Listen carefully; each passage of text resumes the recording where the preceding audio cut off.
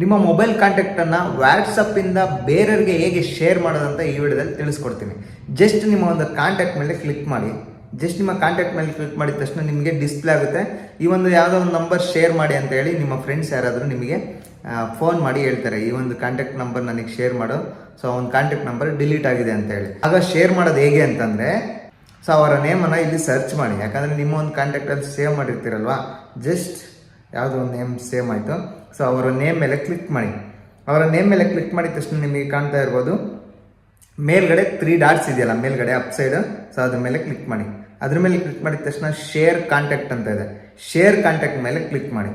Share contact ಮೇಲೆ click ಮಾಡಿದ ತಕ್ಷಣ ನಿಮಗೆ ಕಾಣ್ತಾ ಇರ್ಬೋದು as A text, as attachment ಅಂತ ಇದೆ. ಸೊ ಆ್ಯಸ್ ಎ ಟೆಕ್ಸ್ಟ್ ಅಂದರೆ ವಿತ್ ಫೋನ್ ನಂಬರ್ ಆ್ಯಂಡ್ ಅವರ ನೇಮ್ ಹೋಗುತ್ತೆ. ಆ್ಯಸ್ ಎ ಅಟ್ಯಾಚ್ಮೆಂಟ್ ಅಂತಂದರೆ ಒಂದು ಫೈಲ್ ಥರ ಕ್ರಿಯೇಟ್ ಆಗಿ with phone number and name ಎರಡು ಕೂಡ ಹೋಗುತ್ತೆ. ಬಟ್ ಇದು ಟೆಕ್ಸ್ಟಲ್ಲಿ ಹೋಗುತ್ತೆ, ಇದು ಅಟ್ಯಾಚ್ಮೆಂಟಲ್ಲಿ ಹೋಗುತ್ತೆ. ಜಸ್ಟ್ ಈಗ ಅಟ್ಯಾಚ್ಮೆಂಟ್ ಮೇಲೆ ಶೇರ್ ಮಾಡಿ ಜಾಸ್ತಿ, ಯಾಕಂದರೆ ವ್ಯಾಟ್ಸಪ್ಪಲ್ಲಿ ನೀಟಾಗಿ ಕ್ಲಿಯರಾಗಿ ಹೋಗುತ್ತೆ ಅವರಿಗೆ. ಈಗ ಕಾಣ್ತಾ ಇರ್ಬೋದು ಆ್ಯಸ್ ಅಟ್ಯಾಚ್ಮೆಂಟ್ ಮೇಲೆ ಕ್ಲಿಕ್ ಮಾಡಿ. ಆ್ಯಸ್ ಅಟ್ಯಾಚ್ಮೆಂಟ್ ಮೇಲೆ ಕ್ಲಿಕ್ ಮಾಡಿದ ತಕ್ಷಣ ನಿಮಗೆ ಕಾಣ್ತಾ ಇರ್ಬೋದು ಕೆಳಗಡೆ ವ್ಯಾಟ್ಸಪ್ ಅಂತ ಬಂದಿದೆ ಶೇರ್ ಆಪ್ಷನಲ್ಲಿ.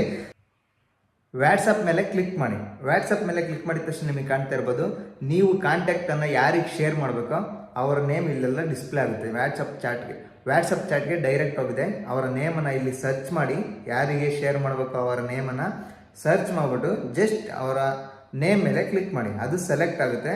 ಜಸ್ಟ್ ನೀವು ಫಾರ್ವರ್ಡ್ ಮಾಡಿ. ಅದ್ರ ಮೇಲೆ ಕ್ಲಿಕ್ ಮಾಡಿ. ಇಲ್ಲಿ ಕೆಳಗಡೆ ಕಾಣ್ತಾ ಇರ್ಬೋದು ರೈಟ್ ಸೈಡಲ್ಲಿ, ಸೊ ಒಂದು ಆರೋ ಮಾರ್ಕ್ ಇದೆ, ಅದ್ರ ಮೇಲೆ ಕ್ಲಿಕ್ ಮಾಡಿ.